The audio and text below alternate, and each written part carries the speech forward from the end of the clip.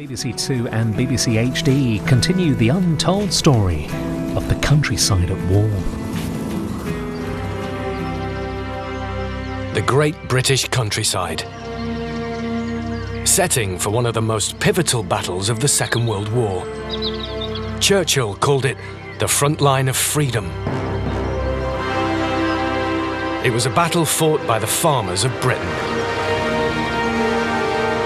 When war broke out, 2/3 of all Britain's food was imported. Now it fell under threat from a Nazi blockade. The government turned to farmers to double homegrown food production. If they failed, Britain could be starved into surrender. The war started on day one for farmers. They were told, you have to turn this land into a food-producing nation again. Now, historian Ruth Goodman and archaeologists Alex Langlands and Peter Ginn are turning the clock back to the 1940s. Over the next year, they'll work Manor Farm in Hampshire, as it would have been during the Second World War.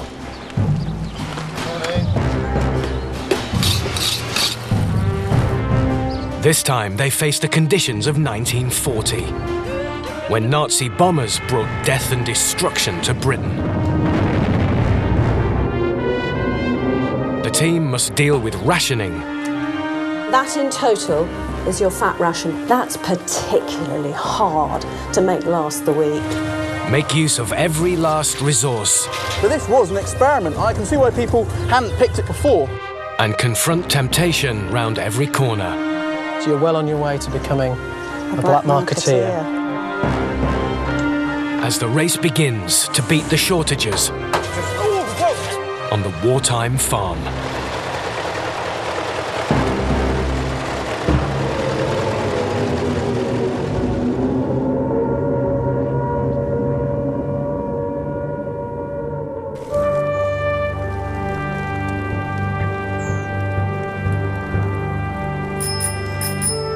In 1940, German bombers were targeting Britain's docks, destroying food imports by sea and by air. Britain's farmers were ordered to plough up an extra 2 million acres of land. But with so many fields growing food for people, there weren't enough to grow food for animals as well.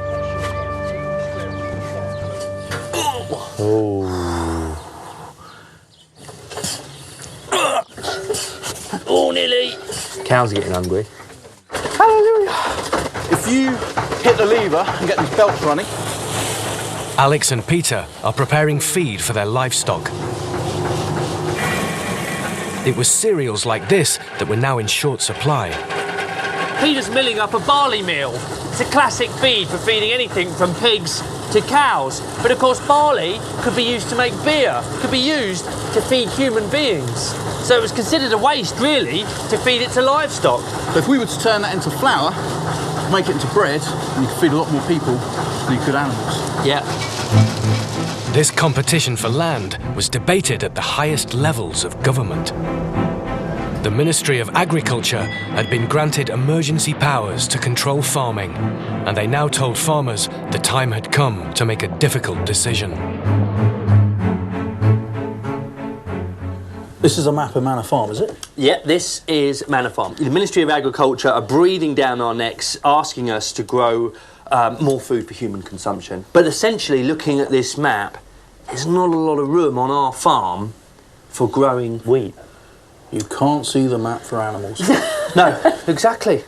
Wartime planners knew they could feed more people with a field of wheat than with a herd of cattle, and encouraged farmers to drastically cut their livestock numbers. You've got to make a call on what can stay and what can go. If we're going to keep anything, it really ought to be the dairy herd. The ministry is saying that the priority should be milk production, and then all the other livestock only comes after that. In which case, we've got to lose the beef herd. So these have all got to come out. And then if we're ploughing up the grassland, we're not going to have it to feed the sheep. So I think they're going to have to go. I mean, basically, pigs eat the same food as people, so they're in direct competition. So I think they ought to go. So we've got a few chickens Yeah. and a dairy herd. And that's all that's left. Millions of livestock were slaughtered in the wartime cull. But they weren't the only ones affected. It does beg the question with no sheep on the farm. What happens to little Henry dog? It's a tough decision. We're all thinking, you know, are we going to eat enough? You know, is it people are going to be starving? And all of a sudden you look at that thing in the corner and think, you're eating food that I could be eating. Well, it's a tough one, isn't it? I mean, imagine being in this situation. You've got the faithful sheepdog you've had all your life, probably grown up with it. I think many people actually felt it was a kindness to put them down rather than pets actually starving to death. We just can't get rid of Henry because then we'll have lost our most intelligent member of the team. So, you know, we've got to keep the guy. Must be a little bit too much. But there he is. He'll be useful. We'll need him. But we still have to try and find a way to keep a dairy herd going throughout the winter months.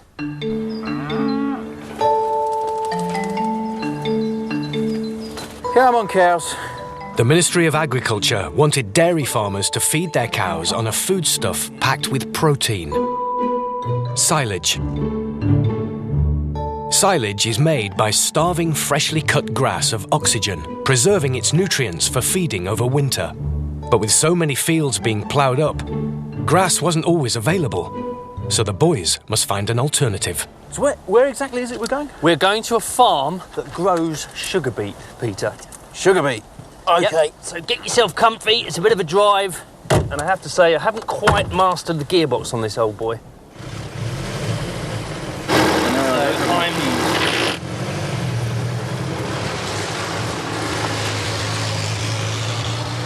So, we're going to go and pick up sugar beets, yeah? Well, no, not actually sugar beet itself. We're going to pick up sugar beet tops. And now, you're going to have to start swatting up leaflet number 4 from the Ministry of Agriculture and Fisheries. Okay, it tells us all about sugar beet tops and making silage.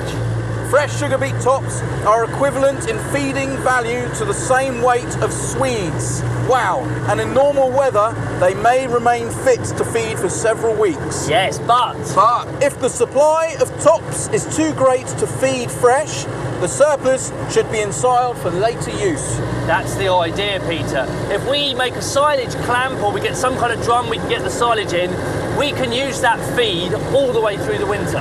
So how many sugar beet tops do you think will fit in this car? Well, I don't know. I'm sure we'll... The glove box is quite roomy. get a handful.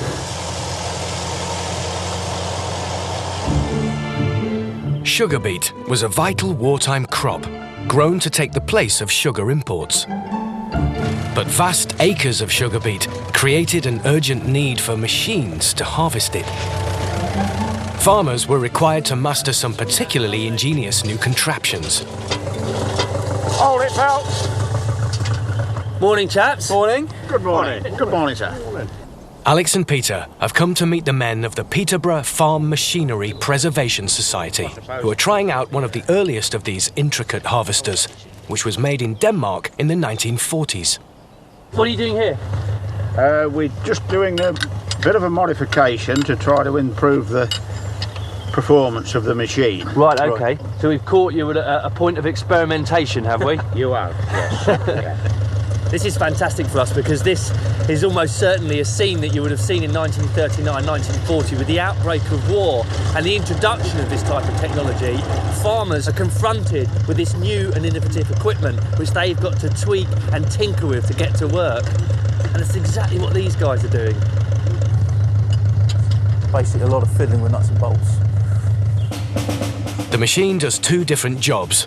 One part lifts the beets out of the ground, and the other cuts the tops off. So you've got to steer this? Yeah, well, that's what's worrying me about that disc. Right. If it don't steer me. Right. You've always got a bit of extra muscle here, Ron, just in case you need it. So I think we're ready to go then, aren't we? Yes, I'm sure we're ready if the tractor driver's ready. Whoa! Whoa! That's an early sign, Ron, that this thing could go. Yes. Right, okay. Didn't go far, did it? No. So we're getting a rhythm going now. Oh, I just spoke too soon. Why did it miss then? Right. Try it again. Third time lucky. Oh, whoa! A little whoa. Whoa! So what are they going to? Oh, what are they going to do then? Your guess is as good as mine. While the boys focus on making food for the dairy cows, back on the farm, there are other animals that won't be so lucky. Pigs were seen as a luxury and bore the brunt of the wartime cull. Their numbers fell by nearly 60% over the course of the war, and pork became a much sought-after rarity. Yeah. But there was one way around the shortage. Ruth's come to talk to stockwoman Debbie Underwood about a possible solution. I was wondering if maybe we could hang on to one as a pig club. What do you think? What do you mean by pig club? Well, it was a wartime scheme to get together and raise the pigs sort of communally. People bring all their kitchen waste and their garden waste. You've got enough food to feed a pig, and then when you come to slaughter the pig, you divide the pig up between everybody who's fed it. You know, it was a way of keeping some bacon and pork in the system. Pig clubs were officially encouraged by the government and were popular not just in the countryside, but in cities too. Around 7,000 were set up, raising 140,000 pigs between them. So how are we going to choose one? Well, it's quite a nice even litter, isn't it? Yeah, They're all, they're good-looking piglets, these. They are, yes. So maybe if I find some people who'd like to be in the pig club and then perhaps get together and we'll cook up a batch of swill. Okay. Feed it to those and see which one's greediest. Yeah, because whichever one is the greediest is going to be the one that's going to fatten quickest. Lift it out. We get it out there. The machine is still causing problems with the beet harvest. Okay. If they can't get it going, they'll have to lift the crop by hand. That's how it should be. Ron Knight harvested sugar beet as a boy and remembers how it was done. They lay them out in rows like that. Right. And then go along and chop them like that. And that knife has been replaced by that machine? Yes. Yeah. Right, okay. You ever go chopping that, see how you get on. Mind your thumb, you don't get another one. Aim where I've marked it. Aim where you marked it? Yes. There you are. That was quite an excessive chop there. You're in the inch out, look. To harvest this field by hand would take about a month. The machine should get it done in 2 days, if they can get it working. I think we're getting clogged up with the leaves that is cutting off the top of the beets. The tops that we should be taking away for silage. Yeah, so I reckon we need to shovel them out of the way of the machine. Looks like there's going to be some work for us here, Peter. With the tops pulled out of the way, the machine is able to run smoothly. Those two forks, if they get underneath the beet, they lift it up. And as it goes round, the drum knocks all the dirt off of it, okay, and then kicks it up into a bucket on the other side. When that's full, Willie opens it and it dumps the load onto the ground. And this is what it's all about. Here are our sugar beet. They're a rather unsightly looking turnip, okay? But 6 of these, boiled down, would make about 1 kilo of sugar. And it's amazing to think that actually during the period of the war, these were responsible for producing the domestic sugar ration. That's nearly 3 million tonnes of sugar. Sugar beet was the ultimate wartime crop. It was transformed from being a niche product grown by just a few farmers to being a mainstream crop farmed all over the country.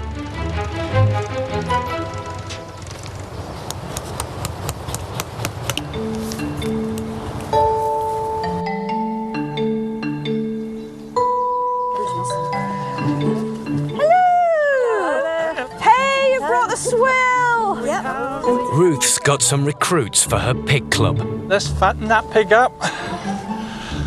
Oh, fantastic. Here you go.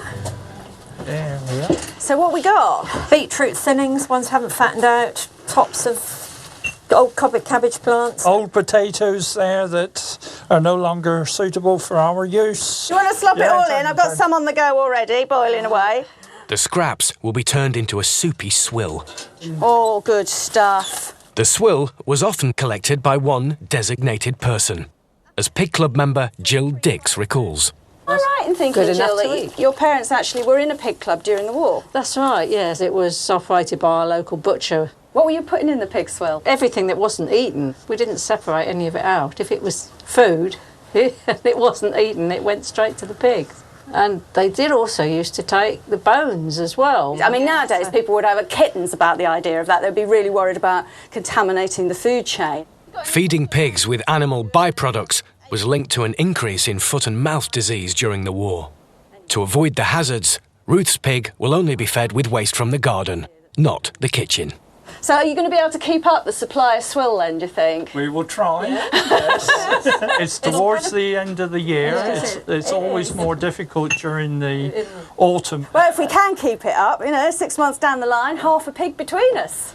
That sounds Be very good, nice. wouldn't it? It's very nice.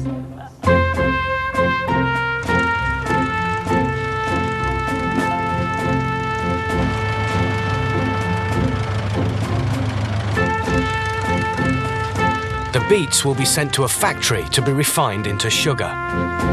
Alex and Peter are collecting the tops, which they plan to turn into silage. How are you feeling about this, Peter? Well, I can see why. I mean, obviously in the war they want to produce as much silage as possible to keep the animals going. But this was an experiment. I can see why people hadn't picked it as a silage crop before. But this is going to be the key to keeping a dairy herd in a wartime farm, isn't it? This is going to provide the succulents, providing we get the silo right. Providing we get the silo right.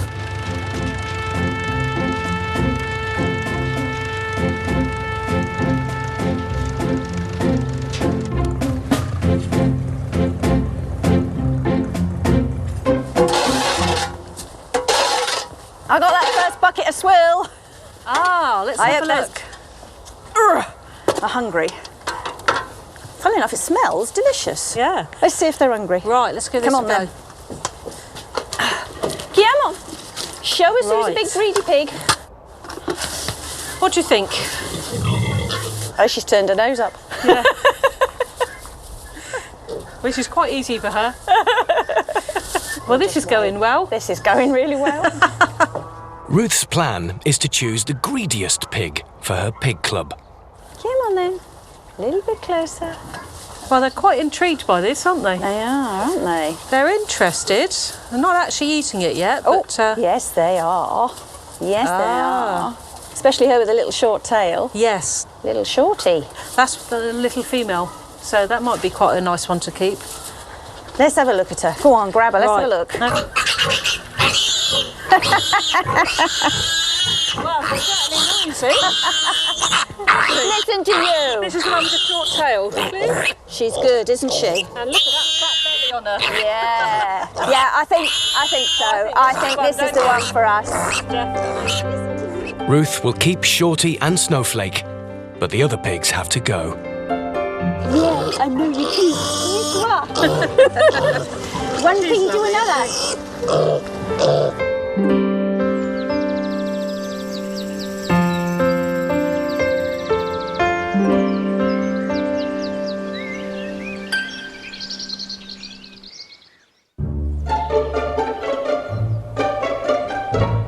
Alex and Peter are back at the farm. They'll let the sugar beet tops wilt for a few days before turning them into silage for the dairy cows. Get on! Get on! First, they must deal with the animals they don't want to keep. Sheep were considered a low priority as they needed to eat a lot of food to produce relatively little meat. All wartime farmers getting rid of livestock had to deal with a new force that would come to dominate their lives. The Ministry of Food. The idea of the ministry was to control, really, all of the produce that came from farms. So pretty much anything that you produced on the farm would have to go through the Ministry of Food. The arrival of the Ministry of Food meant farmers were now answerable to two government bodies. On this side of the farm gate, they had the Ministry of Agriculture. Anything that went on in the farm was the concern of the Ministry of Agriculture, but on this side of the gate, it was all about the Ministry of Food. So when the livestock passed over this threshold, it then became the concern of the Ministry of Food.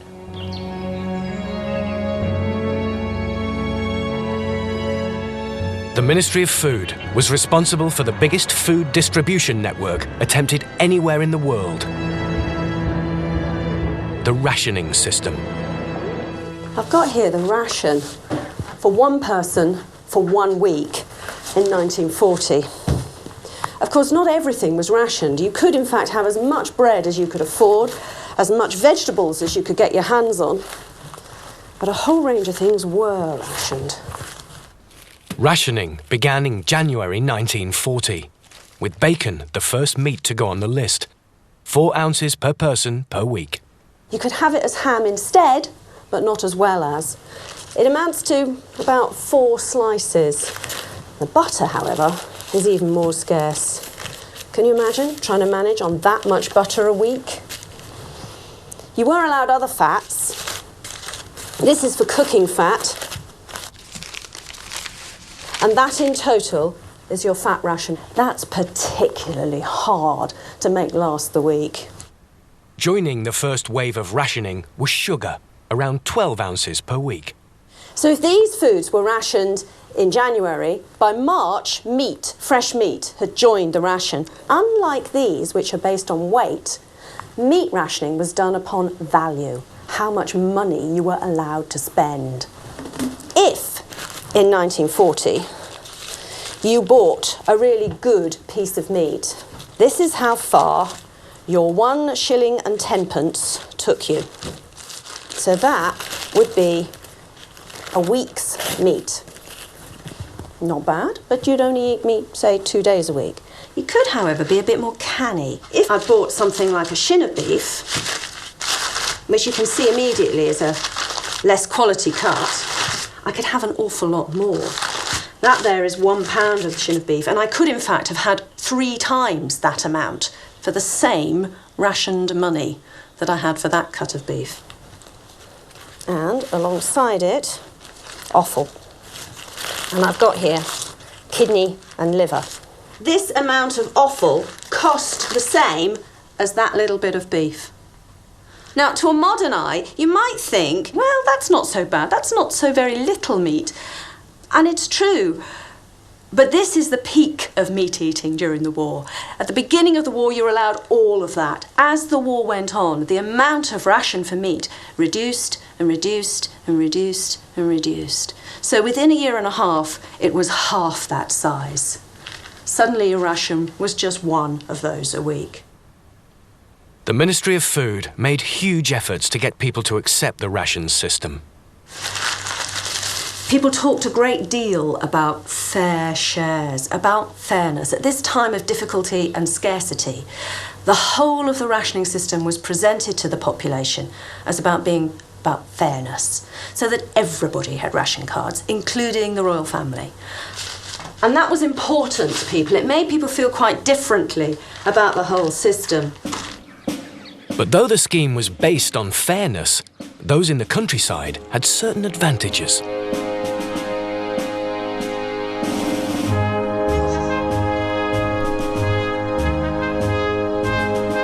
The ancient tradition of the hedgerow harvest came into its own, as people went out to forage for whatever they could find.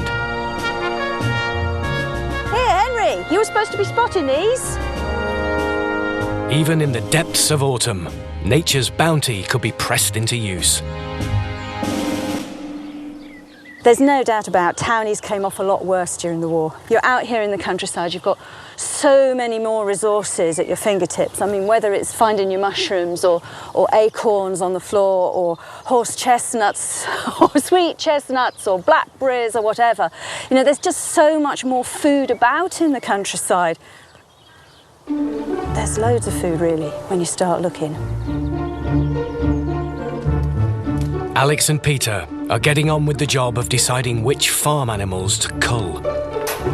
Now, We've got too many, haven't we? there's definitely too many. So unfortunately, the writing's on the wall for some of these old birds. A chicken lays most of its eggs in the first 3 years of its life. After that, its productivity declines. I reckon that one there. If I grab her feet, she's got to flap, doesn't Well, she? if you grab both feet together, she will flap and make a lot of noise, but she'll be safe. Yeah. That's the one. That's it. Straight down. Wrap her up. Perfectly done. beautiful. Quite a red here, red wattle and comb. This is a classic sign of an older bird. It's very deep red, and it's just those feet. If you look at those feet, look at the. Oh, a bit of fighting her, isn't she? She does. She's got calluses on the bottom, quite large calluses. You can tell she's quite an old bird. That's a natural bird to cull. Come on then, boy. Come on, I'm sure there'll be something in here for you. It wasn't just wild food that added to rural diets. Having more land meant country people were far more likely to reap the benefit of the government's Dig for Victory campaign. Oh, Terry, you're already here. Sorry. Hello, Ruth. Manor Farm gardener Terry Budd will help Ruth decide what to plant in the garden. We've got this leaflet now from the Ministry of Agriculture encouraging us to grow some of our own veg. Savoys, sprouts, kales, vegetables all the year round, if you dig well and crop wisely. The Dig for Victory leaflets were written to help gardeners get fresh produce every month of the year. They were widely distributed, or you could write to the ministry and request one. I mean, that's quite a nice, sensible plan, isn't it? There's nothing fancy about it. There's nothing, exotic or close. This is your basics through the year.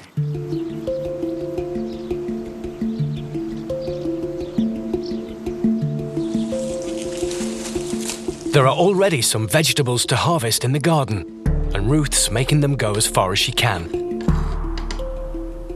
So I'm making a giant, great, big, enormous stew. Huge, several meals worth. Anything that isn't eaten as stew will be turned into soup later.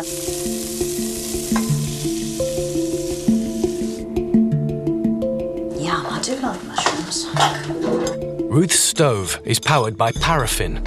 But along with other types of fuel, paraffin was rationed, so cooking the stew for several hours would be a real waste.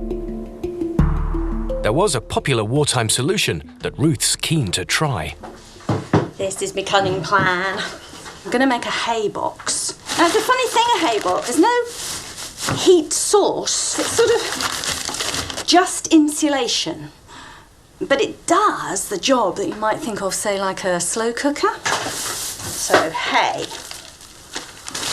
And I'm making a really thick layer, not just on the bottom of the box, but up the sides of the box, and eventually I'll make it in the lid as well. It's all about keeping the heat in. So the stew that I've got on, when it's really thoroughly boiling, and it does have to be thoroughly boiling, then I can transfer it from there straight into here. It's really very fuel efficient. I'm only doing the cooking for that first initial boiling stage.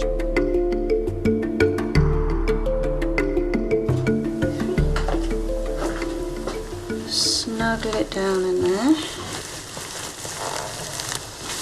And then on the lid. Seal it all up. And you've kept the heat in. The heat can't escape, so the heat stays there, carrying on cooking slowly and gently. Should do. Right, cook her off.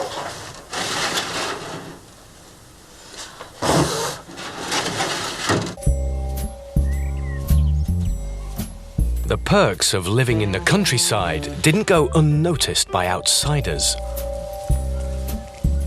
Strangers frequently turned up at farm gates, looking for ways to beat the rationing system. Mark Roodhouse is a historian who specialises in the wartime black market. Hello. Oh, hello, you must be Mark. Ruth. Sorry, muddy hand. Nice to meet Nice you. to meet you. You're the chap who knows about all the dodgy dealings, aren't you? Yes. Where would you like to start? Secluded rural locations made the perfect base for black market activities. Well, underneath here, we have bread, various things for our black market experiment. Here we've got red petrol, this would have been used by the army, dyed red by the armed forces to stop people stealing petrol, which was rationed and in short supply. The police would take a sample from your tank, and if it was red, they would know that you had stolen that petrol, and so they could prosecute. So what we're going to do is take the dye out of this petrol so that we can put it in the tank of a car without risk of being caught. There are lots of anecdotes about how people could get hold of this dyed petrol and remove the dye. So I thought that we could have a go and see which of these proves the most Have you done this before? No, and I don't think anyone has ever tried this kind of experiment since the 1940s. The first method to be tried is mixing it with aspirin. That's supposed to separate out the petrol from the dye. That do it? Yeah, should do. Was there much of this going on? There is a surprising amount of fiddling about with petrol, particularly on farms. For example, Billy Hill, who was one of the big London criminals of the 40s, he had a run-in on a farm in Hertfordshire, which he used for storing stolen goods, and also used it as a base for operations such as this one. Oh, maybe we've got the wrong brand name. Maybe it needs a bit of time. While they wait to see if the aspirin works, Ruth and Mark try filtering some of the petrol through charcoal. Go on. Oh. Go on, you do the honours. You're the one who's been reading about this stuff. Oh, I think we're getting something, but pour slower. It's definitely better than the aspirin, but it's a bit pink. Lastly, they'll try sieving it through bread. One of the methods of dealing with petrol, this seemed the least likely one. It seemed such a waste of... Good bread. Waste of bread. That's holding a lot of petrol, that bread. It's coming through. Oh, so it is. That looks clear to me. It flipping does. I can't believe that's worked. That is just amazing. I have to eat my words. I never thought that would work, and it does. And in some ways, the cheapest and easiest of all the methods. Yes, yeah, if you've got the bread to waste. Well, yeah, the bread, of course, wasn't rationed. With the telltale dye removed, the petrol could be sold on the black market. If you have this, you have your loaf of bread, you're well on your way to becoming a black marketeer. Yes. And pestering farmers up and down the country and trying to get them into your dodgy dealing ways. Absolutely. You wicked man, you. Anyone involved in making or selling food had opportunities to make a bit on the side. Butchers could be notorious black market operators. Hello. Hello. Oh, it looks tasty. Me. Mark has brought Ruth to meet local butcher Simon Broadrib. The Ministry of Food has worked out, speaking to various butchers, what they should be able to get off a carcass, allowing for a bit of wastage. But a skilled butcher like Simon here can make more joints off that carcass than the ministry allows for. I mean, it's keeping the trimming to a minimum, nice and lean. Under the ration system, consumers had to register with a particular butcher, so shopping around was not an option. Many butchers felt a strong temptation to sell off parts of the animal that would usually have gone to waste. Let me show you the difference between like a wartime chop with a big long bone, all untrimmed, to what the customer wants now. This lovely little lamb cutlet, nice and meaty, not too much bone, hardly any fat, to our wartime chop. You see, it's almost twice as long, isn't it? Yeah. I'll get more money for that. Well, the customer would get less meat for it. Let's put it that way. Right. And a lot of your weekly ration you would take as the bone. So it's really important, if the customer wants a good cut of meat, they get to know Simon, and Simon likes them. It changes the relationship between customer and retailer. I like so this. The customer's not always right, the retailer's always right. By including plenty of bone on their cuts, butchers could ensure they achieved the weight of sales the Ministry of Food was expecting and still have plenty of meat left over to trade on the black market. You've not got too many qualms there, No, I'm fine, and I deserve it. Yeah, I'm working hard, no qualms at all, I'm fine. And if you're making sacrifices in lots of other areas of life, aren't you entitled to a little bit of home comfort? If you sent your sons off to war, and your daughter's in the factory, you're working extra shifts, extra hours, surely there should be a little bit of reward for all that extra work.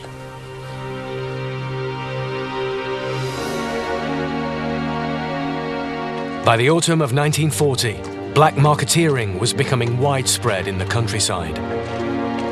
At the same time, ships importing food to Britain were being sunk by the Nazis. This is the BBC Home Service.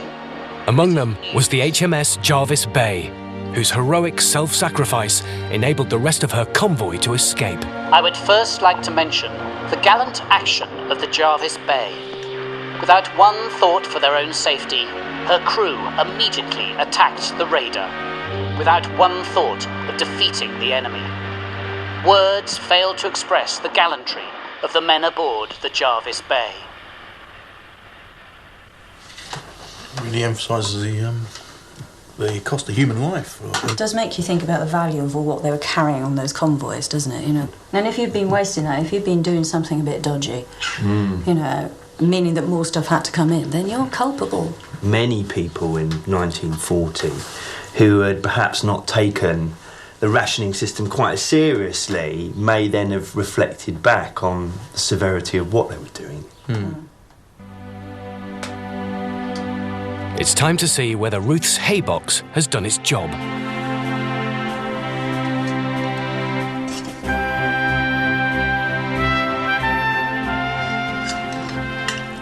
It's one of the best stews I've ever eaten.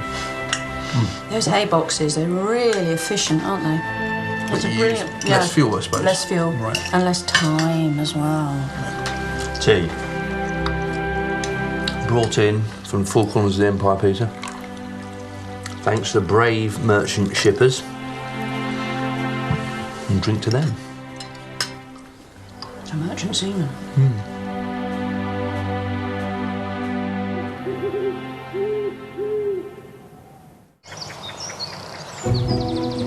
With merchant ships taking a hammering throughout 1940, imports fell rapidly. Livestock farmers in particular felt the impact, with imports of animal feed falling by over a third. Who is that dog? Henry!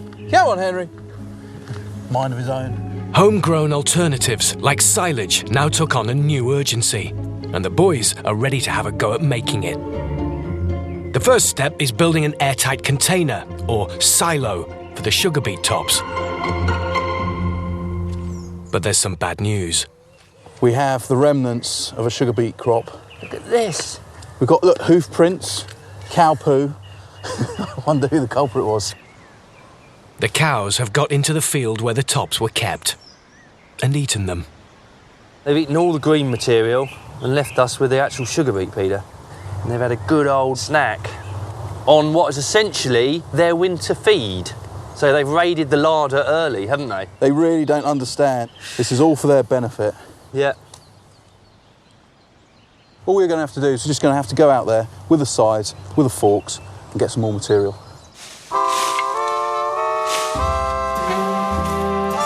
There was plenty of official advice about unorthodox ways to make silage. I guess it's a measure of just how desperate the government had got that they were advocating harvesting nettles, which is essentially a weed. But nettles are very nutritious, good iron content, good protein content. They crop up and they just grow everywhere. It isn't just scraps to go in the silo that the boys need to gather.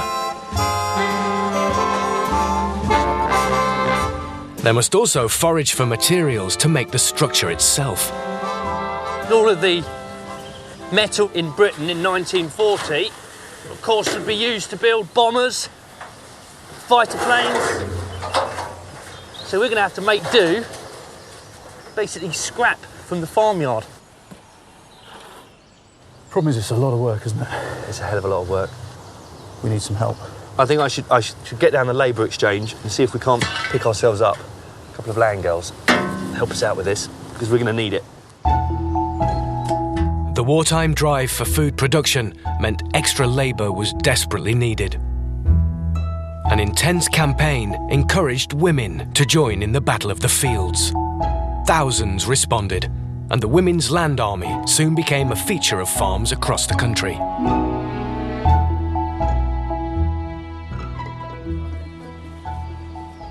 Historians Nicola Verdon and Caroline Brassey have come to help build the silo, a classic job for the indispensable land girls.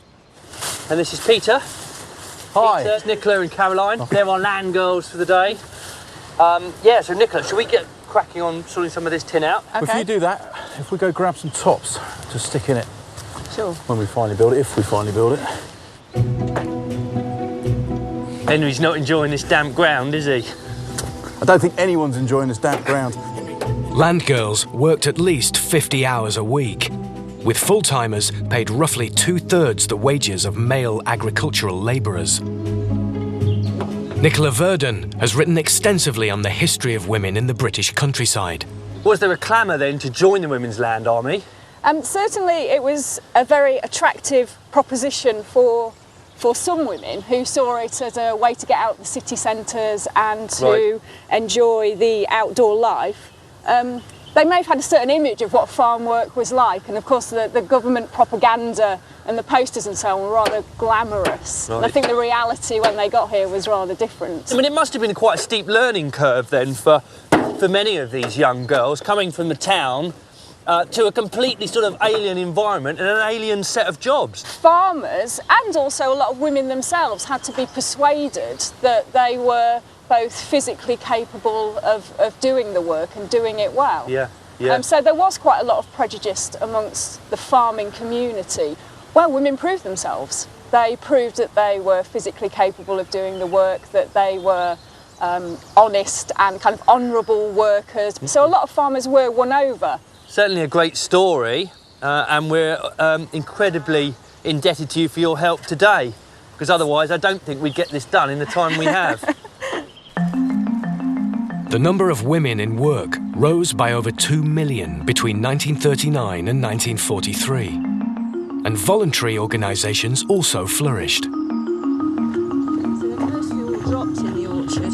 Really? The tree round the back still got quite a lot on. Okay, that's... Ruth is getting involved with the Women's Institute, or WI, and has roped in her daughter Eve to help with her first task, food preservation.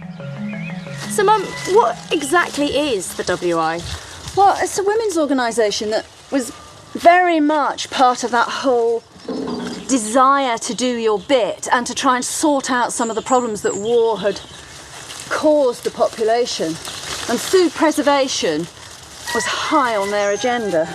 Over 5,000 tonnes of food that would have just rotted on the floor and been eaten by wasps and things. 5,000 tonnes. That's a lot. Extra food because of this. You could sort of feel, you know, that every apple you pick is one in the eye for Hitler.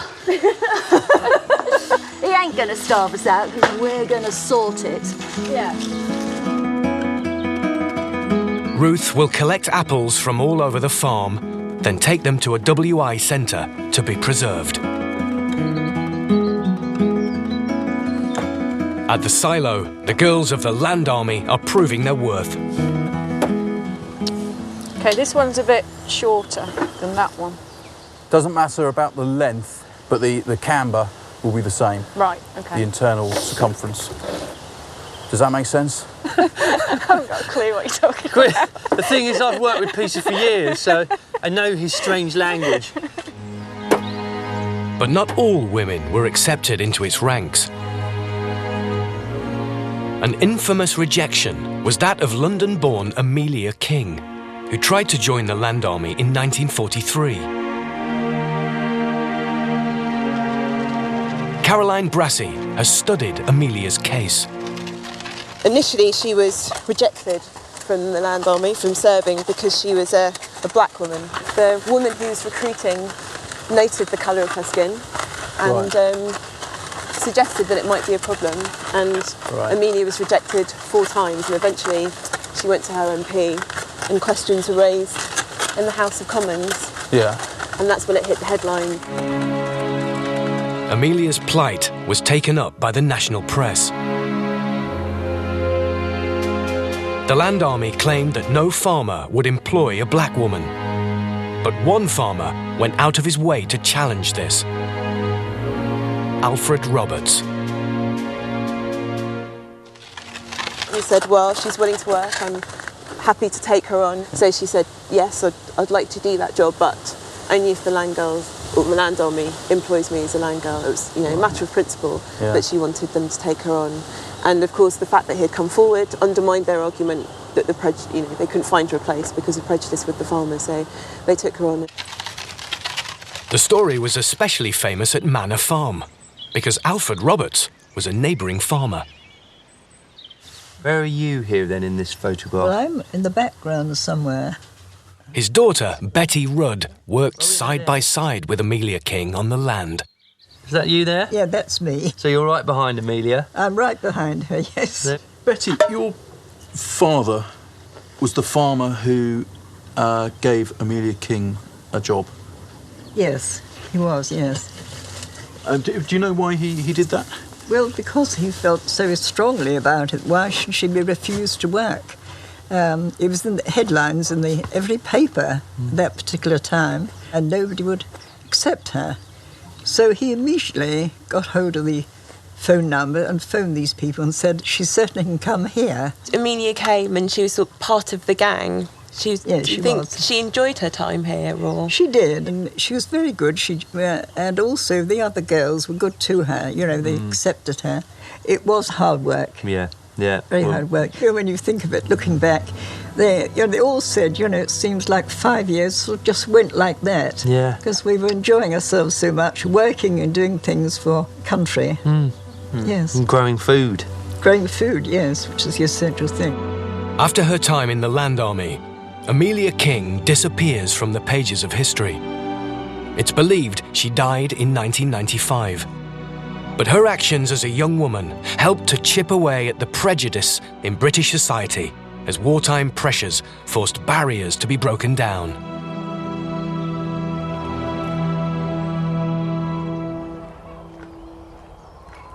Although women were doing the same jobs as men, they were still expected to run the home. The Women's Institute advised their members to let nothing go to waste. I got this great book come through from the WI, Thrift Crafts. It's got all sorts of things in here, including what to do with feathers, which, considering we've just had to cull the chickens, makes sense. The WI put out wartime publications with a heavy emphasis on reviving old-fashioned rural skills. Using every feather off every bird you pluck. I mean, people in the countryside have been doing that for centuries. But it had fallen out of favour. Suddenly you didn't really need to in quite the same way. Things were more available in the shops, And here we all are, at the beginning of the 40s, suddenly having to go back to this older, more thrifty way. And the WI, they were just in pole position to be the ones to disseminate this knowledge into a much wider section of the population. The book recommends using the chicken's wing feathers to make dusters.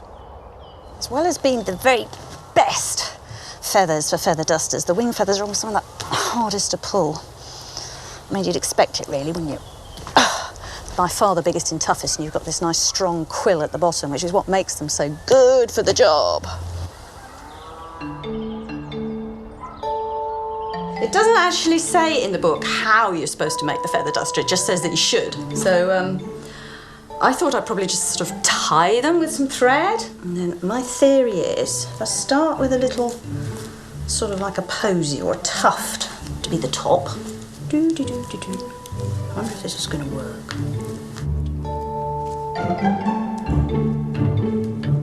Binding the feathers in a spiral makes a duster that will get into every crevice.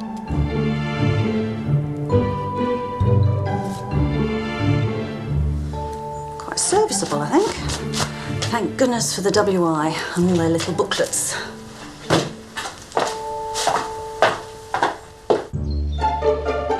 With the silo built, the team can start filling it. But first, they must make careful preparation to ensure the silage material isn't contaminated with soil. A little mat here. Otherwise, unwanted bacteria will develop and ruin the taste of the cow's milk. That's fine. I think that's a pretty good covering. Good. Yeah. Right, pitchforks. Choose your weapon. Your work doesn't end there though, Nicola. Do I stay in here You now? have to stay in there. Yeah. And as Caroline forks it over, with our help, you've got your fork handy? I have. You're going to tread it like an Italian treading grapes. Yeah. Yeah, I'll chuck it on. So am I trying to kind of shift it? It's the trampling down that counts. Treading the material forces oxygen out of it, which in turn allows the nutrients inside it to be preserved, a bit like pickling. It's actually very hard work. I'm quite out of breath now. But we're getting there, it's getting higher. Although silage had been known about for centuries, until the Second World War, many farmers in Britain had never tried making it. This really is at the forefront of 1940s farming. All their lives, farmers, you see, they'd been making hay, and that was really very much more of an art form, whereas making silage was really a science. And it was a science that they didn't really understand, so they were deeply, deeply sceptical. Really, the government wanted this to happen on every farm, but the reality was it happened on very, very few farms. So we would have been sort of innovators of our age. Where do you want it? That far corner. Can now.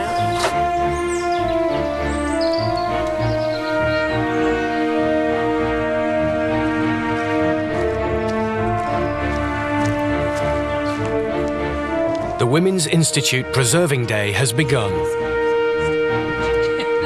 Staffed by the ladies of the Hampshire WI.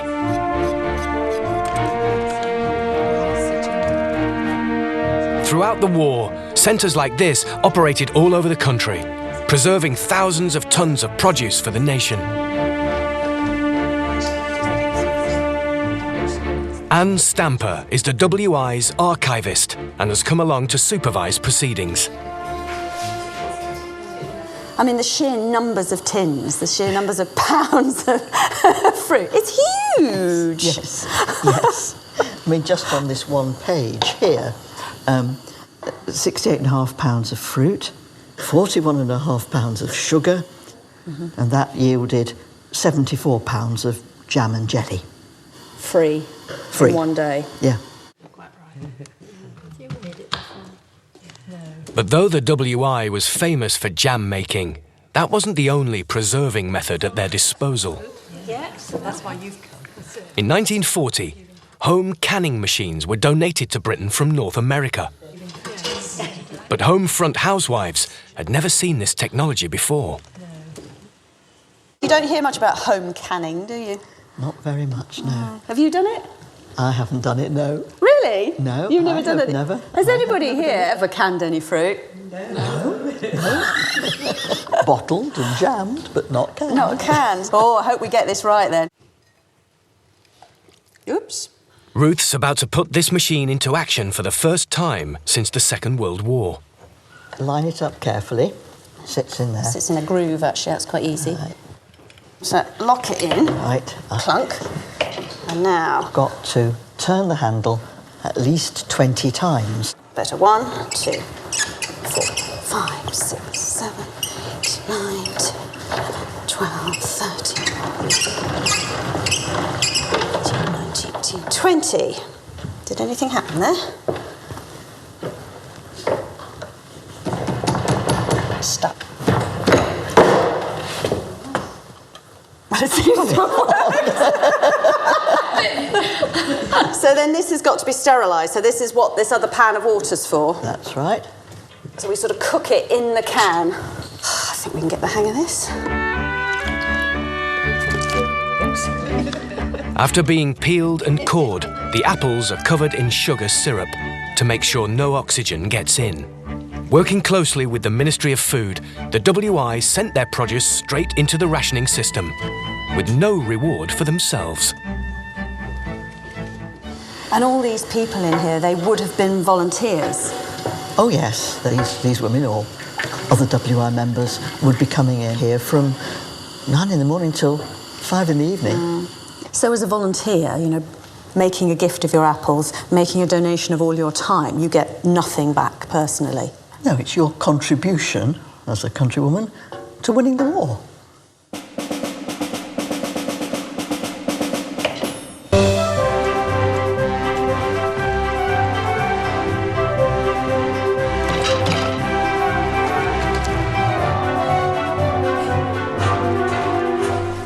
OK, Peter, were you ready with the molasses? We are, Alex. Now, this is another byproduct of the sugar beet industry. OK? It's a bit like brown sauce, this stuff. But it's really sweet. But it was absolutely crucial, this stuff, to making silage. So whereas sugar was rationed in all other parts of the war, of course, the government was so keen for farmers to make silage that they gave them special dispensation to use this stuff. Molasses was seen as vital to the preservation process, helping fermentation of the crop to begin. The government encouraged all wartime farmers to make silage, and though it never became widely popular, levels of production are estimated by some to have reached 1 million tonnes. The ladies of the Women's Institute are celebrating a successful canning drive. Together, the WI and the Land Army engaged almost 600,000 women in the war effort. In fact, the two organisations were headed by the same person, Lady Gertrude Denman, who did everything she could to ensure they helped each other out. In fact, in this copy of Home and Country, which was the WI magazine, Lady Denman actually wrote a letter which she actually headed an appeal to farmers' wives. Oh, yeah.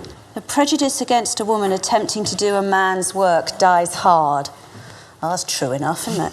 But the progress of the Land Army in the past year shows that it can be overcome.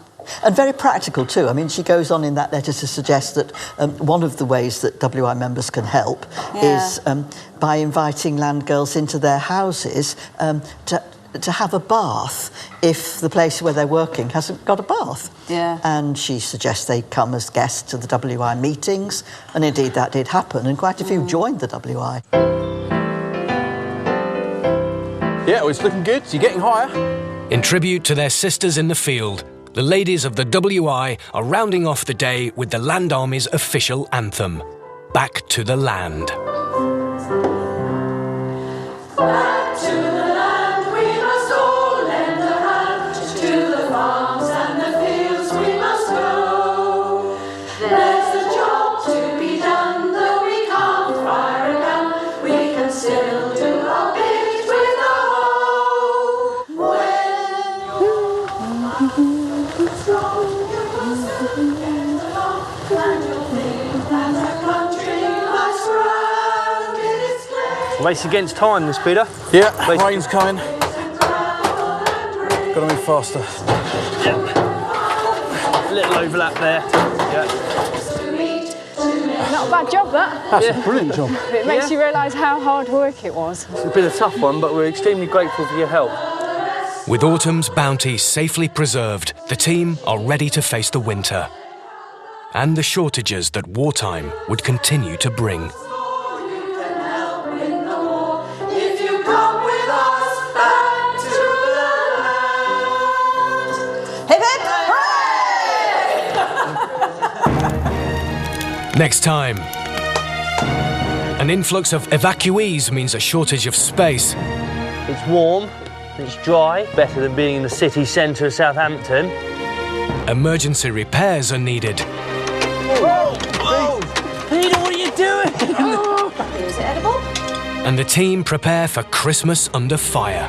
Just put it all to the back of your mind and have what fun while you can. While you can. Make the most of it while you can. To find out more about how Britain fed itself during the Second World War, the Open University has produced a free booklet and online interactive challenges for you to explore. Call 0845 366 0257 or go to bbc.co.uk/wartimefarm and follow the links. BBC Two's back on the Wartime Farm next Thursday at 8. Next tonight, can British women learn from Norway and make it to the top? Hilary Devey asks if quotas are the answer, or let the train take the strain on BBC 4 with a man who created a railway revolution with the Intercity 125.